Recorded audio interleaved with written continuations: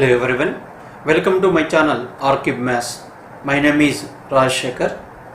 So గత వీడియోలో మనము APSI 2019లో నిర్వహించిన మెయిన్స్ ఎగ్జామ్లో మ్యాథమెటిక్స్ సబ్జెక్ట్కి సంబంధించి గత వీడియోలో ప్రీవియస్ క్వశ్చన్స్ ఏ విధంగా చేయాలనేది మనము తెలుసుకున్నాం.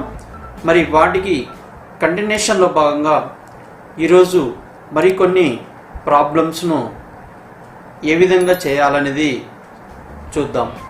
సో అందులో మొదటి ప్రశ్న ఒకసారి అబ్జర్వ్ చేస్తే, if x is equal to 3 plus root 6 divided by 5 root 3 minus 2 root 12 minus root 32 plus root 50 then x power 4 minus 1 by x power 4 plus 1 is equal to. So ఇక్కడ మనకు x విలువ ఇచ్చాడు. So x విలువ ఇచ్చి మనకు x power 4 minus 1 by x power 4 plus 1 విలువ కనుక్కోమని అడగడం జరిగింది. సో ఫస్ట్ మనం ఏం చేద్దామంటే, సో x వాల్యూను సింప్లిఫై చేద్దాం. సింప్లిఫై చేసిన తర్వాత ఆ x విలువ ఏదైతే వస్తుందో మనం ఇచ్చిన ప్రశ్నలో సబ్స్టిట్యూట్ చేద్దాం. మరి ఒకసారి చూస్తే లవం తీసుకుందాం, న్యూమరేటర్ తీసుకుందాం. న్యూమరేటర్లో 3 ప్లస్ రూట్ 6 అంటే ఇక్కడ మనకు రూట్ 6ను మనము రూట్ 2 ఇంటూ రూట్ 3 రాసుకోవచ్చు. మరి 5 రూట్ 3 సింప్లిఫైడ్ ఫామ్లో ఉంది. ఇక్కడ రూట్ 12 తీసుకుంటే రూట్ 12ను మనము ఏ విధంగా రాయొచ్చు అంటే, so root 4 into 3 is equal to 2 root 3గా రాయవచ్చు. సో అలాగే రూట్ 32, సో రూట్ 32ను మనము ఎందుకంటే ఆర్డర్ 2 కాబట్టి సో మనకు పర్ఫెక్ట్ స్క్వేర్. సో ఇక్కడ 32ను so largest perfect square 16 into 2 రాయొచ్చు. సో దీన్ని మనము 4 రూట్ 2గా రాయొచ్చు. స్క్వేర్ రూట్ ఆఫ్ 16 4 అవుతుంది, రూట్ 2 అలానే రాసేస్తాం. ఇలా మనకు సింప్లిఫైడ్ ఫామ్లో రాయాల్సి వస్తుంది. అలాగే రూట్ 50, సో రూట్ 50ని మనము 25 ఇంటూ 2గా రాస్తాం. So 25 is a perfect square. Perfect square యొక్క ప్రోడక్ట్గానే రాయాలి. ఆ పర్ఫెక్ట్ స్క్వేర్ కూడా మనకు లార్జెస్ట్ పర్ఫెక్ట్ స్క్వేర్ తీసుకోవాలి. సో స్క్వేర్ రూట్ ఆఫ్ 25 5 అవుతుంది, రూట్ 2. సో ఈ వాల్యూస్ని మనం ఇచ్చిన ప్రశ్నలో సబ్స్టిట్యూట్ చేస్తే, so x is equal to 3 plus root 6ని రూట్ 2 ఇంటూ రూట్ 3గా రాద్దాం. So divided by 5 root 3 as it is రాద్దాం, minus 2. So root 12 means 2 root 3, so 2 into root 3 minus root 32 means 4 root 2. So plus root 50 అంటే మనము 5 root 3 రాయొచ్చు, 5 root 2. So that is equal to, so ఇక్కడ మనకు route 3ని మనం ఏం చేద్దామంటే route 3 into root 3గా రాద్దాం, plus root 2 into root 3. So divided by root 3 term చూడండి. సో ఇక్కడ 2 ఇంటూ 2 4 రూట్ 3. 5 రూట్ 3లో నుంచి మనము 4 రూట్ 3 సబ్ట్రాక్ట్ చేస్తే సో రూట్ 3 అవుతుంది, minus 5 root 2 minus 4 root 2. So అప్పుడు మనకు ప్లస్ 1 రూట్ 2 అవుతుంది. ఎందుకంటే 5 రూట్ 2 మైనస్ 4 రూట్ 2 అన్నప్పుడు రూట్ 2 వస్తుంది. So that is equal to, so ఇక్కడ న్యూమరేటర్లో మనకు రూట్ 3 కామన్ తీద్దాం. So taking root 3 as common, so remaining terms root 3 plus root 2 divided by root 3 plus root 2 అవుతుంది. సో ఈ 2 టర్మ్స్ మనం కామన్ చేస్తే సో ఎక్స్ వాల్యూ వచ్చేసి మనకు so X is equal to root 3 అవుతుంది. So X square is equal to 3 అవుతుంది. X power 4 is equal to 3 square 9 అవుతుంది. Now question. So question మనకు చూడండి, X power 4 minus 1 by X power 4 plus 1. So X value 9 కాబట్టి so 9 minus 1 by 9 plus 1, so 8 by 10 that is equal to 4 by 5. So 4 by 5 right answer మనకి ఇచ్చిన ఆప్షన్స్లో third option అవుతుంది. So ఈ విధంగా మనము చేయాలి. కాబట్టి ఫస్ట్ మనకు న్యూమరేటర్లు డినామినేటర్ సింప్లిఫైడ్ ఫామ్లో ఉండే విధంగా ఫస్ట్ ఇచ్చిన వాల్యూను సింప్లిఫై చేసి ఆ వాల్యూను మనము ఇచ్చిన ప్రశ్నలో సబ్స్టిట్యూట్ చేస్తే అంటే ఇక్కడ ఎక్స్ వాల్యూను మనకు ఆన్సర్ వస్తుంది. రైట్. మరి నెక్స్ట్ క్వశ్చన్ చూద్దాం. సెకండ్ క్వశ్చన్ చూడండి. The value of 1/1 square into 3 square plus 2/3 square into 5 square plus 3/5 square into 7 square plus 4/7 square into 9 square plus and so on plus 15/29 square into 31 square. So ఇక్కడ దీన్ని మనము simplify చేయాలి. అయితే దీనికన్నా ముందు చూడండి, మనకు ఒక బేసిక్ ఇన్ఫర్మేషన్ ఏంటంటే, సపోజ్ మనము 1/2 ఇంటూ 3 ఇచ్చాడు అనుకుందాం. సో దీన్ని మనం ఎలా రాసుకోవచ్చు అంటే 1/2 మైనస్ 1/3 రాస్తాం. సో అంటే ఇక్కడ ఎందుకంటే ఇక్కడ ఎల్సిఎం మనకు 2 ఇంటూ 3 అవుతుంది. సో అప్పుడు మనకు న్యూమరేటర్ వచ్చేసి 3 - 2 డిఫరెన్స్ 1 అవుతుంది అన్నమాట. సో ఈ విధంగా మనము రాసుకోవచ్చు. సో అలాగే 1/3 ఇంటూ 5ని మనం చూడండి ఎలా రాయొచ్చు అంటే, so that is equal to 3 into 5 అన్నప్పుడు మనకు 1/3 మైనస్ 1/5 రాసామనుకోండి. సో ఇక్కడ 1/3 మైనస్ 1/5 రాసి సో ఇంటూ 1/2 రాస్తాం. దట్ ఈజ్ ఈక్వల్ టు ఇక్కడ ఎల్సిఎం వచ్చేసి మనకు 3 ఇంటూ 5 అవుతుంది. సో ఇక్కడ మనకు డినామినేటర్ 3 కాబట్టి 3 క్యాన్సిల్ అయిపోయి 5 ఇంటూ 1 5 - 3 అవుతుంది. సో ఇంటూ 1/2 రాస్తాం. 2 క్యాన్సిల్ అయిపోయి మనకు 1/3 ఇంటూ 5. అంటే ఇక్కడ ఇది ఎందుకు చెప్తున్నానంటే, సో మనకి ఇక్కడ న్యూమరేటర్ అనేది ఈ రెండింటి డినామినేటర్లో ఉండే ఈ 2 నంబర్స్ మధ్య డిఫరెన్స్ అవుతుందన్నమాట. ఇక్కడ 3, 5 డిఫరెన్స్ 2 కాబట్టి సో అక్కడ మనకు న్యూమరేటర్ ఇక్కడ 2 వస్తుంది. సో అలానే మనము ఇంకొక నంబర్ కూడా తీసుకోవచ్చు. సపోజ్ 1/5 ఇంటూ 8 తీసుకుందాం. సో ఇప్పుడు మనకు 5, 8 డిఫరెన్స్ 3 కాబట్టి సో దీన్ని 1/3 ఇంటూ 1/5 మైనస్ 1/8 రాయొచ్చు. మీరు సింప్లిఫై చేస్తే ఎల్సిఎం 5 ఇంటూ 8 డినామినేటర్ అవుతుంది. న్యూమరేటర్ 8 - 5 3 అవుతుంది. 3 క్యాన్సిల్ అయిపోయి మనకు సో ఈ విధంగా 1/5 ఇంటూ 8 మీన్స్ 1/40 వస్తుంది అనమాట. సో అంటే ఇక్కడ 5, 8 డిఫరెన్సే మనకు న్యూమరేటర్ అనేది వస్తుంది. అంటే దీన్ని 1/3 ఇంటూ 3/5 ఇంటూ 8 దీని మీనింగ్ అనమాట. రైట్. సో ఇప్పుడు మనకు ప్రశ్న చూద్దాం.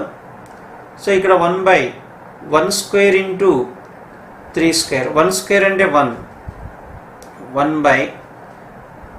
స్క్వేర్ అంటే 1 అవుతుంది. 3 స్క్వేర్ అంటే 9 అవుతుంది. సో 9 - 1 అన్నప్పుడు మనకు డిఫరెన్స్ 8. అంటే ఇక్కడ మనకు న్యూమరేటర్ 8 ఉండాలి.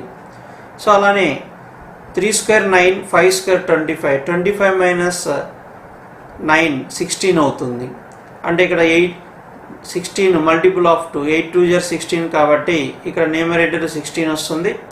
సో అంటే ఇక్కడ మనకు 8 తీసుకోవాలి. సో అలానే 7 స్క్వేర్ 49, 5 స్క్వేర్ 25. 49 మైనస్ 25 24 అవుతుంది. 24 ఈజ్ మల్టిపుల్ ఆఫ్ 8. 8 3 24. సో అలానే 9 స్క్వేర్ 81, 7 స్క్వేర్ 49. సో 81 నుంచి మనం 49 లెస్సెస్ 32, 8 4 32. సో ఈ విధంగా మనకు ఇచ్చిన క్వశ్చన్ మనం ఏం రాయొచ్చు అంటే, సో ఇక్కడ మనకు న్యూమరేటర్లో మనకు 8 multiple 8 into 1, 8 into 2, 8 into 3, 8 into 4 అలా వస్తుంది కాబట్టి సో మనము ఇక్కడ 1/8 ఇంటూ సో దీన్ని ఎలా రాయొచ్చు అంటే, so 1 square into 3 square plus 8 into 2 16/3 square into 5 square plus 8 3 24/5 square into 7 square plus 8 4 32 divided by 7 square into 9 square plus and so on plus 8 into 15 so 120/29 square into 31 square. So ఈ విధంగా రాయొచ్చు.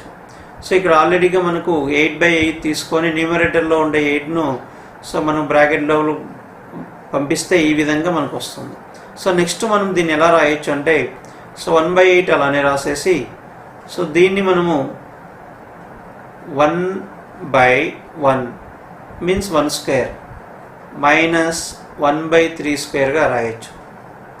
So plus so మీరు దీన్ని simplify చేసినప్పుడు మనకు so 8/3 square 3 square into 1 3 square అవుతుంది, 8/3 square వస్తుంది. అలానే so 1/3 square minus 1/5 square plus 1/5 square minus 1/7 square plus 1/7 square minus 1/9 square plus and so on plus so 1/29 square 1/29 square minus 1/31 square ఈ విధంగా మనము రాయవచ్చు.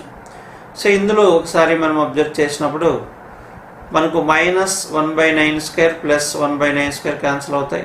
అలానే these two terms minus term plus term minus term plus term so ఇక్కడ వరకు మనకు cancel అవుతుంది.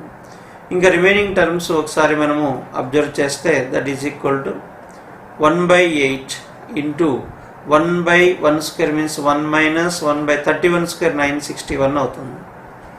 So that is equal to 1/8 into 961 into 1 961 minus 1 960 divided by 961 by cancellation 8 ones 8 twos 0. So that is equal to 120 divided by 961 మనకు right answer ఇచ్చిన ఆప్షన్లో second one అవుతుంది. So ఈ విధంగా మనము చేయవచ్చు అన్నమాట. రైట్, నెక్స్ట్ క్వశ్చన్ చూద్దాం. If x is equal to 1/√13 minus 3, y is equal to 1/√7 minus √3, z is equal to 1/√2 into √3 minus 1, then so అంటే కంపారిజన్ అనమాట. ఎక్స్ వై జెడ్ వాల్యూస్ని మనము కంపేర్ చేయమని చెప్పాడు. సో ఆ రిలేషన్ అనేది మనకి ఇచ్చిన 4 ఆప్షన్స్లో ఇచ్చాడు. సో ఇందులో మనకి XYZలో ఏది లీస్ట్ నెంబరు ఏది లార్జెస్ట్ నెంబర్ అనేది ఫస్ట్ మనము ఐడెంటిఫై చేయాలంటే సో వీటి యొక్క డినామినేటర్స్ను రేషనలైజేషన్ చేయాలి. అంటే సో డినామినేటర్ని రేషనలైజేషన్ చేస్తే మనం ఈజీగా కంపేర్ చేయవచ్చు. అది ఎలాగనేది ఒకసారి తెలుసుకుందాం. x is equal to so 1/√13 minus 3ని మనము √9 రాసుకోవచ్చు. 3 is nothing but √9. సో దీన్ని రేషనలైజేషన్ అన్నప్పుడు సో √13 మైనస్ √9కి రేషనలైజింగ్ ఫ్యాక్టర్ అకర్ణీయ కారణాంకం √13 ప్లస్ √9 అవుతుంది. సో డివైడెడ్ బై సో డినామినేటర్లో మనకి a minus b into a plus b వస్తుంది. అప్పుడు 13 మైనస్ 9 తీసుకుంటే 4 వచ్చేస్తుంది. సో ఈ విధంగా అంటే ఇలా మనకు ఎక్స్ విలువలో తీసుకున్నాం. అంటే సింపుల్గా చెప్పాలంటే మీకు సో 1/√13 మైనస్ √9ను rationalising factor √13 plus √9 divided by √13 plus √9 ఇలా అకర్ణీయం చేయాలి, రేషనలైజేషన్ అంటాం. సో అప్పుడు మనకు ఈ స్టెప్ వస్తుంది. ఇక్కడ మీకు డైరెక్ట్గా చెప్పడం జరిగింది. సో మనకు ఇట్లా దీనికి ఆపోజిట్ సైన్ మనం న్యూమరేటర్గా తీసుకొని సో ఇక్కడ ఈ రెండింటిలో ఈ 2 నెంబర్స్ యొక్క డిఫరెన్స్ డినామినేటర్గా తీసుకుంటే సరిపోతుంది అన్నమాట. రైట్, సో ఇలా మనము X value is equal to √13 plus √9 divided by 4. అలానే వై వాల్యూ చూడండి. సో మనకు √7 ప్లస్ √3 డివైడెడ్ బై 7 మైనస్ 3 4 వస్తుంది. సో జెడ్ వాల్యూ అన్నప్పుడు మనకు దీన్ని ఈ విధంగా రాద్దాం. √2తో 2 టర్మ్స్ మల్టిప్లై చేస్తే √2 ఇంటూ √3 √6 అవుతుంది. Minus √2 into 1 minus √2. సో దీన్ని మనకు √6 ప్లస్ √2 డివైడెడ్ బై 6 మైనస్ 2 4 అవుతుంది. సో ఇప్పుడు మనకు డినామినేటర్ సేమ్, హారం డినామినేటర్ సేమ్ చూడండి.